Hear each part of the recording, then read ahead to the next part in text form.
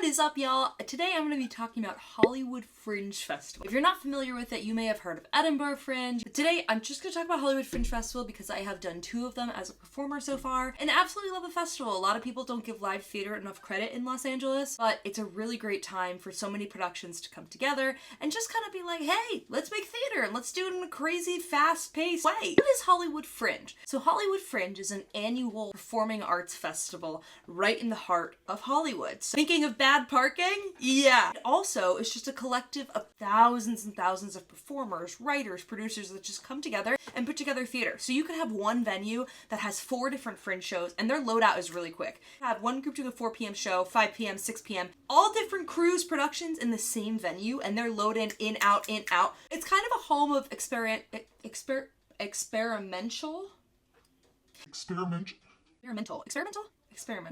It's a home of experimental theater. Basically think film festivals, but for theater. Really like minimal sets unless you can load it in and out really fast. Great for everyone to just kind of get back to our roots of saying, hey, let's just make cool theater. And it doesn't have to be good, it doesn't have to be bad, it could just be. And I think that's my favorite part about Hollywood Fringe, is it's just a bunch of people that want to make art. I've noticed this year more than other years in the past, there have been much more actors you may recognize from film and TV because no one's working. We're seeing a lot of people do one-person shows. That's a really big thing for Fringe. One-person shows. This year, a ton of clowning shows, which is really cool. I know a lot of people think of clowning as like, put the makeup on and clowning is really just kind of like visual mime. It's really cool. If you've ever seen a clown show, go see a clown show. How do you get involved with Fringe? So there's many different ways. I'm only going to talk from the performer side. You either know someone who is making a show, producing. So a lot of writers will write a show, not like a complex process. It's really, that's what makes it so cool, is you have so many people from different backgrounds just making shows. So as an artist, you can either audition through,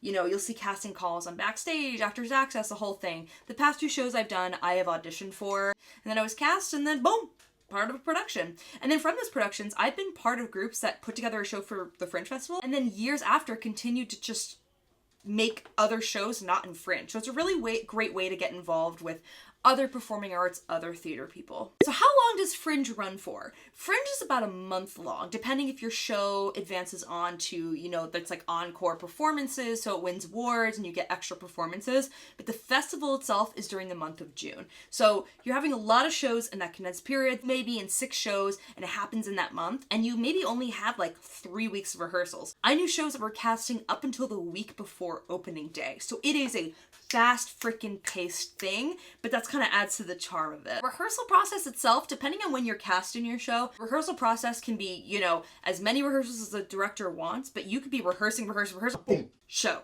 And Fringe is cool because they give you one preview date, which is fun, but it's a very, very fast turnaround because shows don't know if they're in the festival, I believe, until like a month before, but I'm not a producer on the Fringe side, but it seemed they really start casting about a month before the festival. So you are rushing into doing that. But most of the shows are not longer than an hour and a half, I think. I say as an actor, it's a really fun process because you feel like you're back in high school. It's like, oh, we got Tech Week next week. Like, oh my God, it's just fun theater. And are there events around the festival? Yes, there are a ton of events. So there's opening night party. It's really freaking cool, really fun. Pretty much everyone's promoting their shows. There's happy hours, also office hours. So once a week, the Fringe team pretty much opens up the doors where writers, producers, actors can just come and network once a week, which is really cool. They offer tons of discounts during Fringe. Local businesses around the areas will offer like 10% to 20% off of drinks, food, the whole thing. So there's a ton of just kind of like buzz and energy, which is amazing. There's also a ton of events around it as well. So you could have female writer meetup. They have the closing ceremony. And there's tons of stuff in between. Also during those office hours and just in general, people are always promoting their shows. So what you'll see a lot with Hollywood Fringe is people have postcards of their shows. So they'll hand out, and it will usually just say like, when are the dates right here? And then kind of the name of the show. Usually people put QR codes as well. So you could just scan and do it. Sometimes people mark it with stickers. People can get creative, but it's a way for someone saying, hey, have you been to a Fringe show? Come to mine. It's 30 minutes. Just show up. How many shows are there? So I kept saying thousands earlier. My brain is like up. 2025 Hollywood Fringe has about 400 shows with 2,000 performers at 30 venues. Think about 30 venues with 400 shows. When you break down that math and 2,000 people participating, that is, my math brain can't even handle that. there's a lot going on, and it's all within that unique kind of radius of Hollywood. So it's very condensed, it's very fun. Don't think it's going to be like in Edinburgh where, you know, you can walk around and, you know, it's like the town lights up because of that. It's freaking Los Angeles, okay? People don't stop because it's Hollywood Fringe. But you can tell, you know, a lot of people in film and TV will be like, I don't have an actor today because they're in a Fringe show, if that actor's doing a Fringe show. So you can kind of tell, like, it's like, oh, that's going on. But it doesn't shut down the city. These opinions are from my personal experience. So if you've had a different experience with Fringe, by all means, write in the comments your experience. But I'm just going off of my experience and just kind of like pulling what I'm seeing. Is it a great way to network? Yes. As I mentioned earlier, you know, the office hours, things like that, you're constantly interacting with other creatives, and it gives you the opportunity just kind of put your art out there and just say, hey, oh, you also like that art, let's collaborate. Like I said, I have collaborated with people that I've met at Fringe years after my first Fringe I did. So people that just love theater, and we're all a really great festival for all of that. It's just people coming together to say, hey, I know we do film and TV, but we're also theater kids deep down inside. Or, hey, I want to try this thing, like, let's try it. What are the pros and cons? The pros is that it's just a really cool way to just do art. You're just getting out there, you're meeting cool people, you're just having fun. I think that's what we forget, is that you can have fun doing theater, especially if you were a theater kid that it was like, you gotta be perfect, good to be.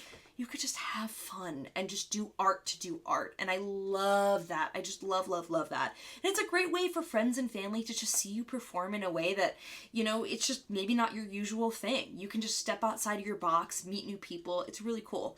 The con is it is so fast. You get, and again, this is from the actor's perspective, you just get popped in a show and all of a sudden it's going. You are going full speed. It is very quick. A lot of the shows, because producers pay out of pocket to have their show at a Fringe festival, a lot of times they don't pay performers. If you do theater, you know, it's not like you don't go into theater, especially in LA, to be, you know, making money.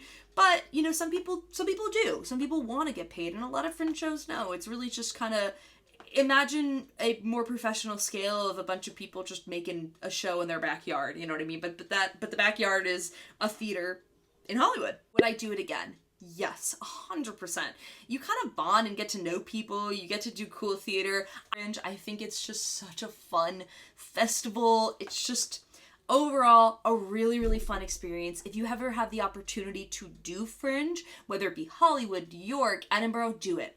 You will regret not doing it or not trying, and literally there is no right or wrong. I think that's the best part about Fringe, is it's really meant for people to just try it.